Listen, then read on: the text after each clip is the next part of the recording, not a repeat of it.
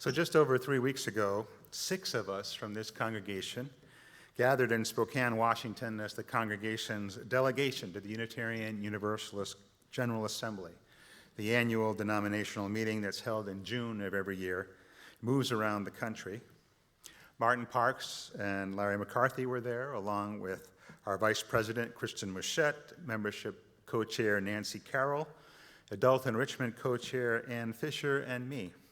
It was a wonderful opportunity for us to spend some time together, get to know one another, and follow our individual interests and deepen into the Unitarian Universalist tradition.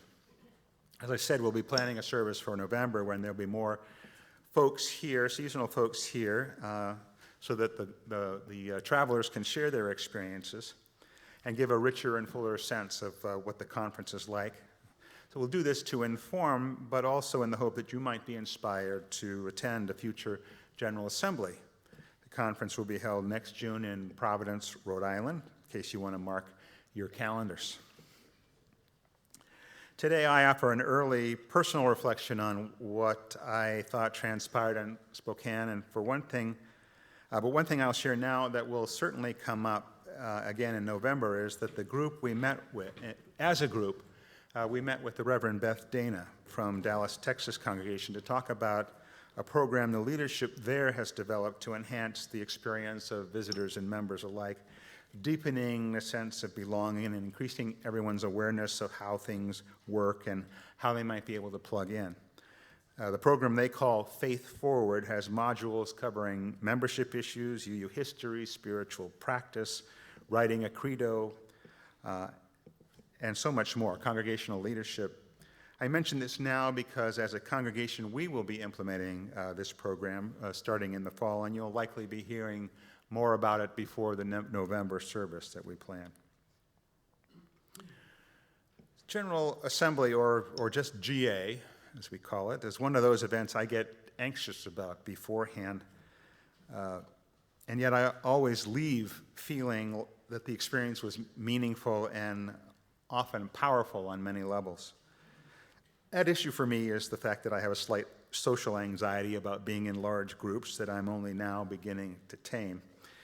And that goes along with the fact that when GA comes around in mid-June, I am more in the mood for a quiet retreat than in plunging into more churchy stuff and denominational business.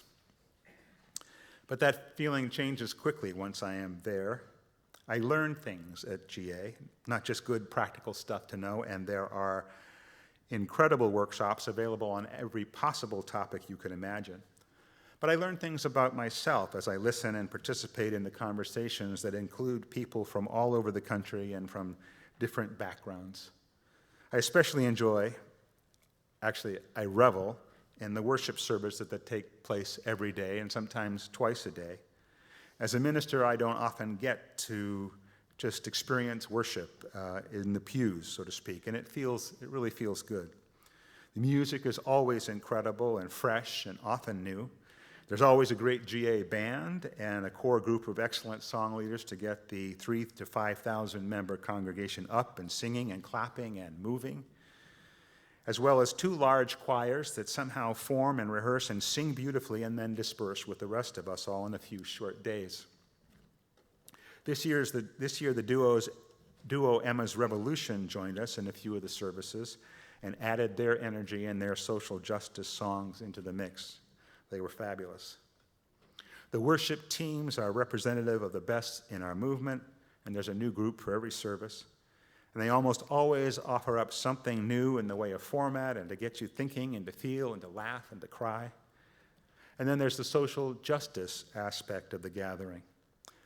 At the 2012 General Assembly in Phoenix, Arizona, known really just as the Justice GA, organizers shifted the focus of the annual meeting to offer more time and multiple ways for attendees of all ages and abilities to be involved in on-the-ground social justice initiatives, most notably that time in countering the anti-immigrant policies and actions of Sheriff Joe Arpaio.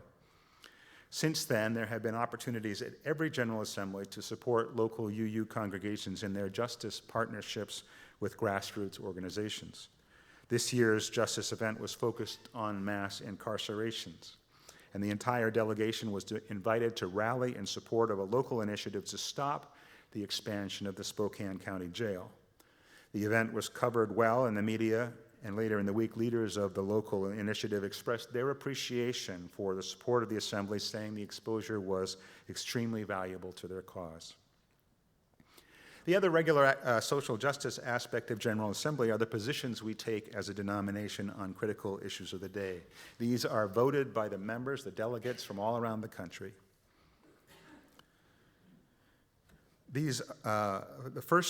First, there are statements called actions of immediate witness, which speak to very critical and timely issues. This year, one of the resolutions adopted was particularly timely as it condemned the U.S. government's policies regarding the treatment of immigrants and asylum seekers, and supported members in their actions to protect and assist those entering the country seeking a better life.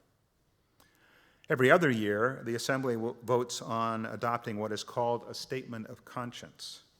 This kind of resolution follows a 3-year process of study and review within the congregations before it's brought before the Assembly for a vote. The past 2 statements focused on reproductive justice and economic inequality, and this year the Assembly voted unanimously, or almost unanimously, on a statement entitled "Our Democracy Uncorrupted." It's a long statement that outlines both the failures of democracy and its ideals, and not only urges but outlines what each of us as individuals, each of our congregations, and our association as a whole can do to pursue an uncorrupted democracy as both a means and an end, internally and in society at large. One paragraph in the statement carries, I think, important implications not only for our nation, but it also reflects on what I want to reflect on today. And it reads, "The nation's founding documents expressed inspiring ideals of democratic equality. Unequal valuation, however, has undermined our country's prospects for living the promise of true democracy. White people are valued more than people of color, men more than women, the rich more than the poor. These valuations, enshrined in law and custom, amplify the power of the advantaged and the advantages of the powerful, and continue to undercut our expressed ideals." The theme of this year's General Assembly was the power of we. And fairly early in the proceedings, delegates from all around the country were confronted with the question, who are we? And what do we want our faith to be? We'll look a little more closely at those questions as we move forward, but at the start it's important to note that our denomination, like many others, is trying to figure out what the future might look like. And part of that process involves taking an honest look at who and where we are today, blemishes and all, with the idea of turning to a new course that aligns more clearly with our stated values. As a result of some questionable decisions within the UUA hierarchy over a number of years, changes have been implemented with the goal of more open leadership and shared power. Along with these changes, and relevant again to what I want to talk about today, a Commission on Institutional Change has been at work to try and shift some of the old norms that have held the organization back. Their work has been open and inclusive and transparent, and at this GA they implemented some changes to the programming to allow time for the delegates to weigh in on the process. The shifting landscape of organized religion in the United States demands this kind of appraisal from any institution that wants to remain relevant. For Unitarian Universalists, the long hoped-for flood of new and diverse members to our doors, those spiritual but not religious folks for whom we think Unitarian Universalism would be a great fit, and the nones, the growing number of people leaving other more orthodox faiths who mark none on surveys asking their religious affiliation. Traditionally, a reasonable percentage of people leaving more creedal traditions have landed on our non-creedal doorstep. But as the percentages of nones rise in the country, we are not seeing a corresponding rise in affiliation in our UU congregations. The idea that these folks just hadn't found us yet, and all we needed to do was wave our hands and shout, "Hey, here we are," has slowly gone by the boards, replaced by additional questions like, why are many of our youth leaving? And why does it seem like we keep tripping over our own feet? Even the question, who are we and what do we want our faith to be, gets people going and immediately raises a couple of more questions. The first being, who is the we that we're talking about? Does it include people of color, Black, Latinx, indigenous people? Does it include young people or even just younger people? Does it include the full rainbow spectrum of LGBTQIA folks? Does it include someone who leans to the conservative side politically? Does it include people on the financial margins of our country? Does it include ex-felons? Does it include theists and deists, as well as agnostics and atheists? Can we fully accept the diversity that is being expressed in our congregations and welcome each and every person with dignity and respect as full and valued members with opinions worth hearing, and not just about diversity or social justice, but about organizational structure or finances or religious education or worship or anything else that congregations deal with? If people come, look at our principles and feel like this should be where they belong, do they find people willing to look beyond difference, no matter how it is expressed, and truly offer not just welcome, but a home? The Reverend Marta Allanson, who gave a spectacular Sunday morning sermon this year, is a native Puerto Rican with Hispanic and indigenous and Black blood running in her veins. And the title of her message was "This Delicate Turning." And in her talk, she puts the experience of many quite simply. We came and fell in love with the Unitarian and Universalist theologies, but clashed with the culture. The theologies she speaks of are the two as yet unmet aspirations of Unitarianism and Universalism, that we are all one, and that none of us are saved until all of us are saved. The culture she speaks of is what you might find if you walk into many, if not most, UU congregations today. A comfortable, mostly white, intellectual group of good people, well-intentioned, leaning to the humanist side of theology, but stuck in the idea that this tradition is not a faith and that we've got all the answers. Now, I know you'll be saying to yourself, I don't have all the answers. But in reality, that is how we, and I use the we intentionally, that is how we often present ourselves.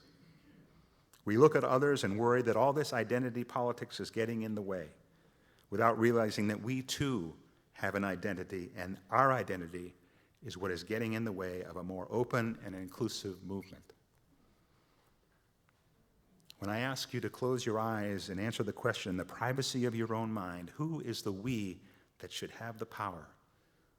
Who do you see? I can tell you that the Black and Latinx and trans and other marginalized Unitarian Universalists want to know, because their experience has not necessarily been of full acceptance and shared power, and they would love to move forward into the future together, exhibiting to a nation in need the true power of the collective we. That might be when we take off as a movement. Our purposes and principles states that we are grateful for the religious pluralism that enriches and ennobles our faith, and that we are thus inspired to deepen our understanding and expand our vision. And that, in fact, is what we must do to continue to be relevant and live into our values. As Sophia Betancourt, recent past co-president, one of our guiding lights, has said, we can never be bearers of love and justice that the world so desperately needs if the foundation that sustains us is still perpetuating the very problems we long to solve. How can we expect the United States of America to be more welcoming, to be more inclusive, to move forward towards its ideals if we can't do that within Unitarian Universalism, a tradition that prides itself on growing up alongside this nation and for fighting for the values we believe are expressed in the Constitution? My dad once said that he didn't believe we could change as a movement, that we are who we are, and so let's get on with it. But I have never agreed, and what I experienced in Spokane gave me hope that we are indeed making a turn. And while it is certainly a delicate time, I find inspiration in the work that we, and I mean the collective we, are doing, and even the slow progress we are making as a movement. These are exciting times within our tradition, and as I reflect further on where we are as a congregation, I believe it behooves us to have some deeper conversations about who we are and how we want to be. Democracy is, by definition, a messy thing. As Unitarian Universalists, we are committed to the right of conscience and the use of the democratic process within our congregations and in society at large. It is our fifth principle. Let's dive into those possibilities of inclusion and welcome here in this community. Let's choose to bless the world with open hearts and all the gifts we have to offer. May it be so. Blessed be. Amen.